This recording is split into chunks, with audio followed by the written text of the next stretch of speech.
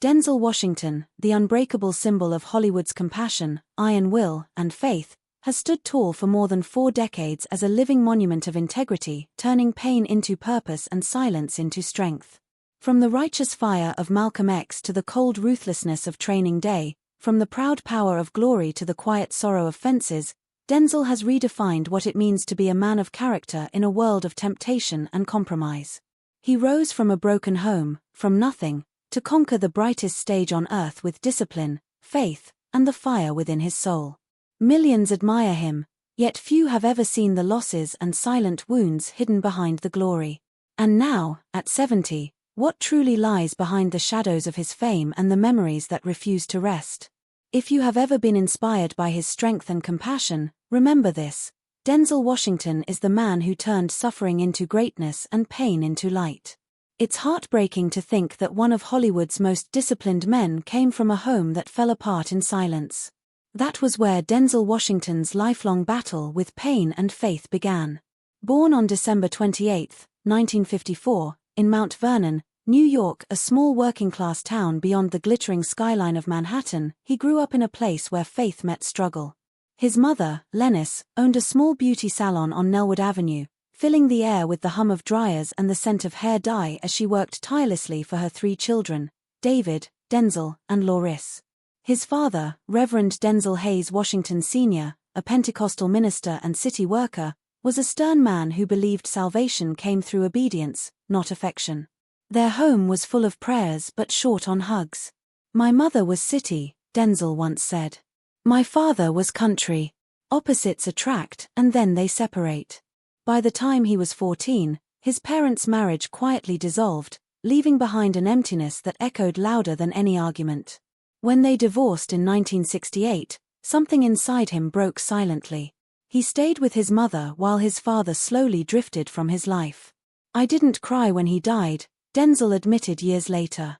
"Not because I didn't love him, but because we never really connected. Some wounds don't bleed, they just stay open." Without his father's guidance, he drifted toward the wrong crowd, friends who chased trouble like it was courage. "The guys I hung with did 40 years combined," he recalled. "They went one way, I went another." His mother saw the danger coming and made the hardest choice of her life. She sent him away to the Oakland Military Academy. For a 14-year-old boy, it felt like exile. The discipline, the drills, the shouted orders all seemed like punishment. But it was love disguised as toughness. Years later, Denzel would look back and say quietly, "My mother saved my life. It was the best thing that could have happened to me." There, he learned endurance, humility, and the power of silence. "Discipline became my first language," he said. "The one my mother taught me without words." What began as pain became purpose. When he returned home, the streets no longer called his name. Yet the silence of his childhood lingered, shaping every glance, every pause, every role he would ever play. He had already walked through darkness long before Hollywood's lights found him. Grace had saved him, but grace alone wasn't enough. He had survived his childhood, now he had to survive the world. Leaving Mount Vernon in the early 1970s for Fordham University, he faced hunger and loneliness. His pockets were empty, his coat too thin for New York winters. He worked as a janitor, a delivery boy, a cafeteria runner. His hands smelled of soap and grease, his shoes were always wet, and his heart was always tired. But then, in the summer of 1975, came a small miracle. While working at a YMCA camp, he was asked to fill in at a talent show. Nervously, he performed, and when the crowd laughed and cheered, a woman said, "You were born to act." That single moment changed everything. He switched his major to drama, graduated in 1977, and pursued acting at the American Conservatory Theater in San Francisco. The journey was lonely and cold. He lived in a tiny room that smelled of damp wood, sometimes eating only bread and water. "The Pacific wind bit through my jacket," he later said, "but the stage lights kept me warm." When he returned to New York, broke but determined, rejection followed him everywhere. "Each no felt like a door slamming on my future," he said. "But faith kept me knocking." His first real break came in 1977 with Wilma, a small TV movie that led to St. Elsewhere in 1982, his first major role. Every success carried the memory of struggle. "The world gave me nothing," he said. "So I built everything myself." For Denzel Washington, greatness wasn't a gift, it was a debt he paid in hunger, faith, and fire. Together they raised 4 children, John David, Katia, and twins Malcolm and Olivia, filling their home with laughter, music, and faith. "I didn't marry fame," Pauletta once said. "I married Denzel, and I stayed because he never stopped trying." Today, their love hums softly, steady as jazz beneath Hollywood's noise.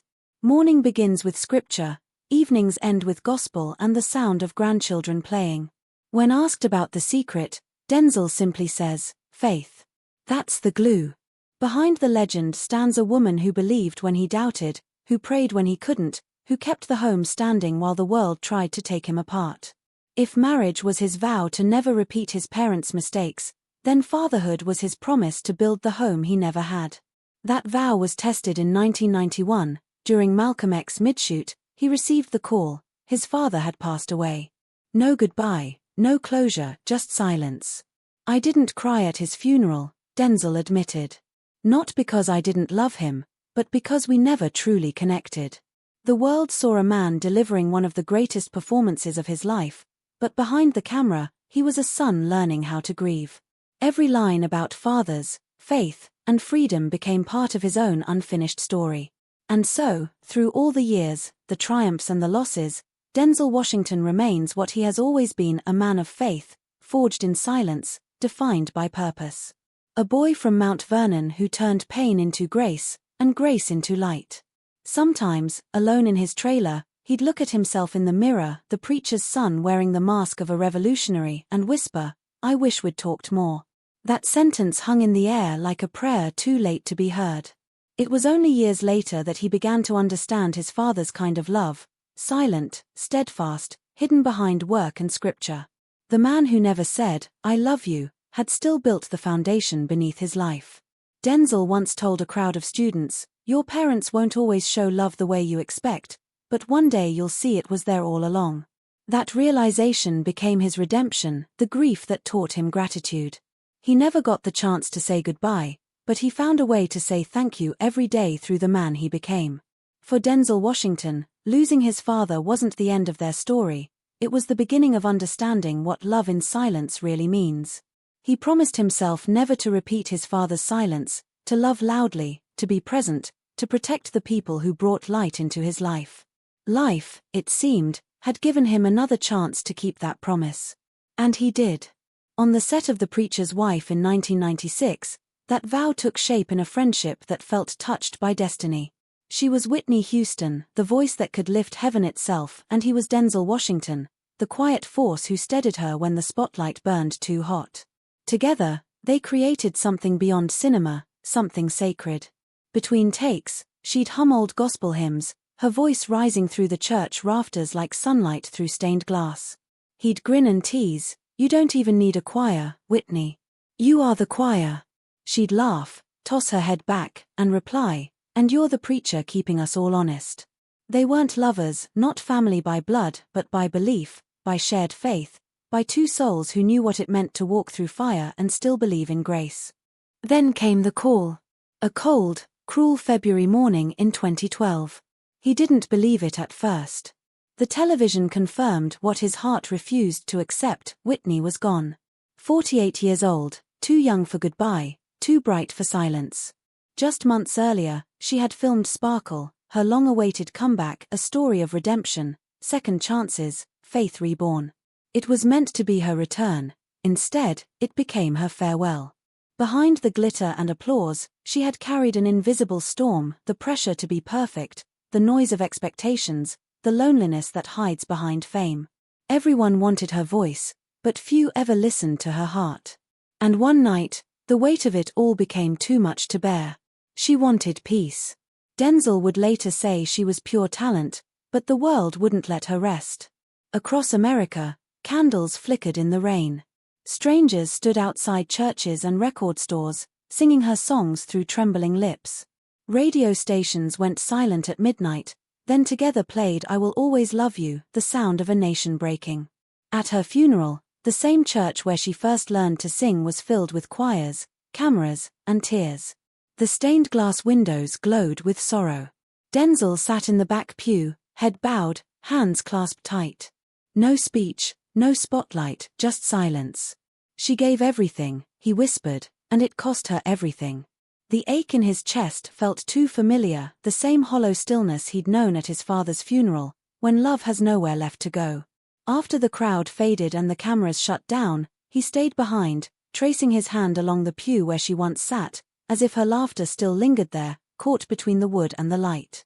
For weeks afterward, her absence played like a melody he couldn't stop hearing.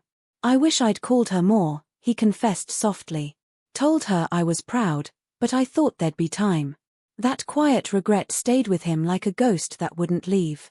In interviews, he rarely mentioned her, but when he did, his voice fell to a whisper, his eyes distant. "Sometimes," he said, "the ones who smile the brightest are the ones hurting most." It wasn't just grief, it was revelation, a lesson carved in pain. Be kind to your angels while they're still here. Because even the strongest voices can break when the world forgets to listen. On the anniversary of her death, he rewatched The Preacher's Wife. When Whitney began to sing "I Believe in You and Me," he smiled through tears. The years melted away and for a fleeting moment she was there again, radiant, laughing, alive. "Love never dies," he said softly. "It only changes keys." Somewhere beyond the noise and the headlines, perhaps she finally found what she was always seeking, peace. The song had ended, but the voice still echoed, a melody once silenced, now eternal. Years later, a familiar pain would return, quiet, unexpected, and devastating. He had promised himself never to let love go unspoken again, never to repeat his father's silence, never to let the people who gave him light walk through darkness alone. That promise took on new meaning the day he heard a young actor speak his name with reverence and gratitude. Chadwick Boseman, the rising star whose eyes carried both hunger and humility, had once been a student dreaming of the stage, struggling to afford a summer program at Oxford. He never knew that somewhere across the ocean, Denzel Washington had quietly paid the bill. No announcement, no headlines, just a signature under a dim lamp at midnight. One man's faith in another's future. Years later, when Chadwick finally found success, he learned the truth. Their paths crossed at an event, and the younger man approached him with tears in his eyes. "You never knew me," he said, his voice trembling, "but you made it possible for me to be here." Denzel smiled, awkward and deeply moved. "That's what we're supposed to do," he said softly. "Pass it on." From that moment, their bond became sacred, not loud, not for cameras, but real. On the night of the American Film Institute tribute, Chadwick stood on stage, elegant, poised, his voice quivering with gratitude. "There is no Black Panther without Denzel Washington," he declared. The audience rose, clapping, but Denzel just lowered his head, his smile humble and full. It was as if two eras of greatness bowed to each other, the torch and the flame. That night, when he returned home, Denzel sat in the dark, letting the applause fade from memory. "Maybe that's the point," he whispered. "To build something that outlives you." But even as the world celebrated Chadwick as a king, he was fighting a war no one could see, a battle with cancer that he carried alone. On set, between takes, he'd close his eyes and breathe slowly, conserving strength that was slipping away. He endured surgeries, treatments, exhaustion. Yet his performances burned brighter with every role. 42, Get On Up, Marshall, Black Panther. Every film was a triumph wrestled from pain. Every smile a mask of courage. He told no one, not his co-stars, not his director, not even Denzel. He showed up, Denzel said later. Every day he showed up. The world saw strength, only heaven saw the cost. Then in August 2020, the news broke. Chadwick Boseman gone at 43. The words on the television blurred as Denzel sat frozen, the phone slipping from his hand. He hadn't known, not the agony, not the sleepless nights, not the quiet bravery it took to fight death while giving the world life. He gave everything, Denzel said softly. He was grace. The same silence that haunted him at his father's funeral returned, heavy, endless, and merciless. "He carried it all in secret," he whispered. "And I never knew." That sentence echoed inside him for months, heavy as guilt, sharp as grief. How could I not have seen, he'd wonder. He was right there, and I didn't ask. In that moment, the man who once saved a boy's dream found himself unable to save his life. At the private memorial, there were no cameras, no speeches, just music and mourning. Denzel stood in the back pew, his head bowed, his heart breaking. A gospel choir began to sing "Take My Hand, Precious Lord," the same song sung at Whitney's funeral years before. He closed his eyes and the words felt like prayer and punishment all at once. "That's the thing about angels," he murmured. "They never tell you they're leaving." When the last note faded, he stayed behind, tracing his fingers along the wooden pew where the candlelight still trembled. For a moment, he swore he could still hear Chadwick's laughter, soft, steady, alive. Weeks later, Denzel sat alone in the flickering light of his home theater, watching Black Panther. When the film ended, he didn't move.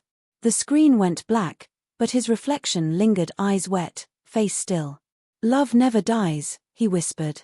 "It only changes form." He reached for his Bible, a ribbon marking a passage on endurance, and smiled faintly through tears. "You ran your race," he said. "Now rest."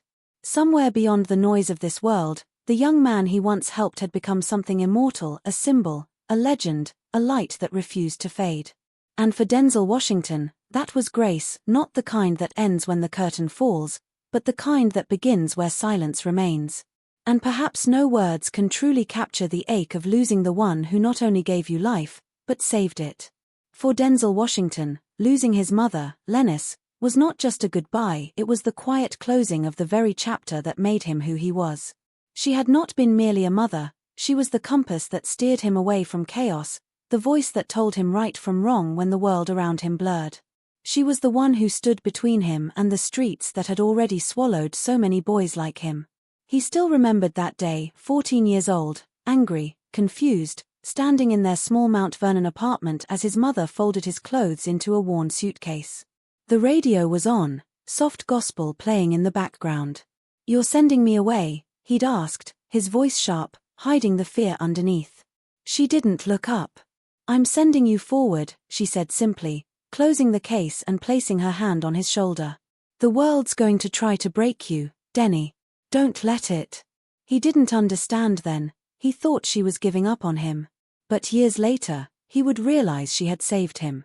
Every disciplined line he ever spoke, every quiet choice he ever made began with her. Even when fame came, he still called her every Sunday. Sometimes she'd scold him for being late. Sometimes she'd just listen. Her faith steadied him when the noise of Hollywood grew too loud. "She was the strongest woman I ever knew," he once said.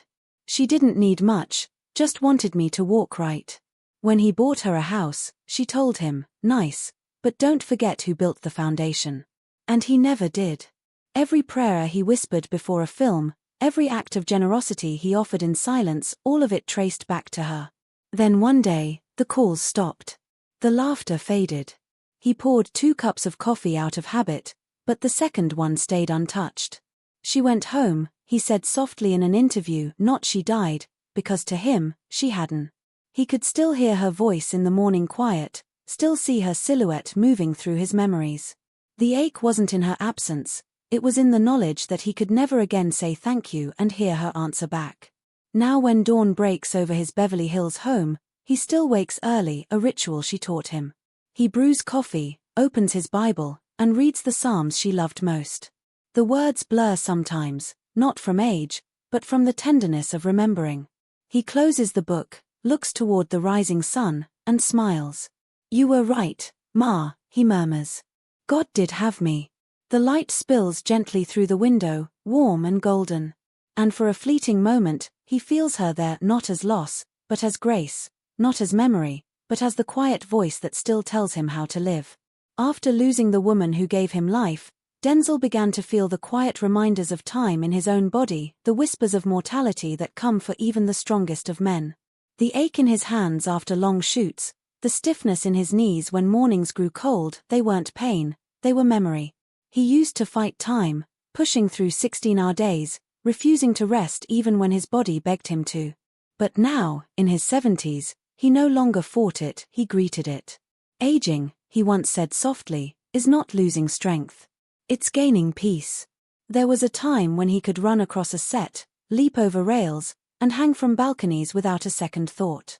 Now he stood at the edge, took a breath, and smiled. The man who once stared down villains on screen had developed a quiet fear of heights. "If there's a scene up there," he laughed, "let's shoot it first before I start thinking too much." It wasn't weakness, it was wisdom, the kind that comes when you realize courage isn't the absence of fear, but the decision to move anyway. Then came 2013. For the first time, the unbreakable man had to pause. News broke that Denzel had undergone a routine heart procedure. "Just maintenance," he said with a small grin. But behind that easy tone was a humbling truth. Under the hospital's fluorescent lights, surrounded by quiet machines and the antiseptic smell of medicine, he felt something he hadn't felt in years: vulnerability. The monitors pulsed beside him, their rhythm steady but fragile. He listened to his own heartbeat, something he had ignored for decades, and realized how miraculous that simple sound was. "Ma used to tell me," he whispered to the nurse, "take care of your heart. It's where God speaks." I guess I finally listened. The days of recovery were slow, almost sacred. Every breath felt deliberate.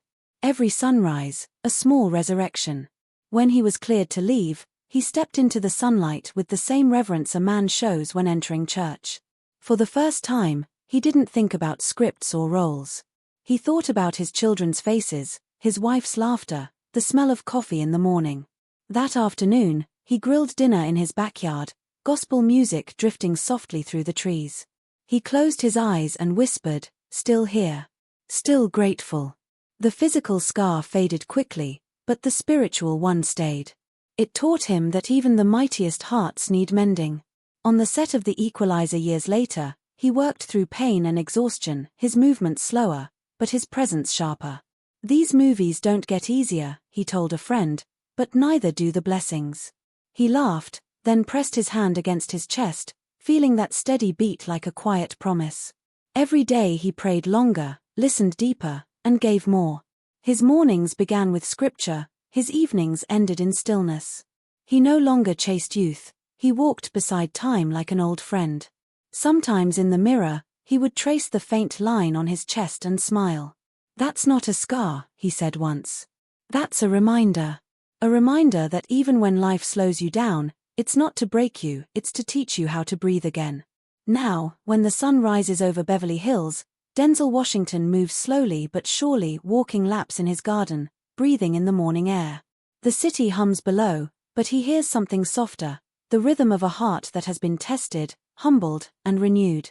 For the boy who once feared losing direction, the man who once defied gravity, and the legend who once carried the weight of the world, time has finally become a companion, not an enemy. He doesn't run anymore. He walks. And with each step, he gives thanks not for what time has taken, but for what it has allowed him to keep: faith, peace, and the grace to keep going. Now at 70, Denzel Washington stands not just as one of Hollywood's most enduring icons, but as a man who has learned to measure success in heartbeats, not headlines. The lights that once defined him now merely reflect him, steady, warm, unwavering. After 5 decades on screen, he has nothing left to prove and everything left to give. His net worth, estimated around $300 million, tells one story of triumph, discipline, and legacy, but the real fortune lies in how he's used it, not for excess, but for purpose. Behind the iron gates of his $16.5 million Beverly Hills mansion, Denzel lives a life of quiet rhythm and grace. The estate, a Mediterranean-style villa surrounded by palm trees and golden sunlight, holds 6 bedrooms, a library lined with scripts and Bibles, and a backyard where the scent of grilled food mingles with the faint echo of jazz. Inside, the decor speaks of restraint: rich wood, soft light, family photographs. There are no gilded walls, only warmth. Just a few miles away, another property waits, a $10.5 million residence in Century Woods, private and serene, where he escapes the noise of the industry. There, his mornings begin with scripture, black coffee, and slow walks in the garden. The man who once raced across movie sets now moves with the stillness of someone who has found peace. Parked in his garage is a quiet collection of artistry in motion, not trophies, but companions of his journey, a Rolls-Royce Ghost for moments of reflection, its starlit sealing a universe of its own, a Range Rover, often seen carrying his family on Sunday drives, an Aston Martin Vanquish, sleek and deliberate, the embodiment of precision, much like his craft, and an Audi A4, modest and unassuming, for the man who values reliability over flash. He has no private jet, no fleet of yachts. His travel is purposeful, not performative. You can't take it with you, he once said, but you can pass it on. And pass it on, he has.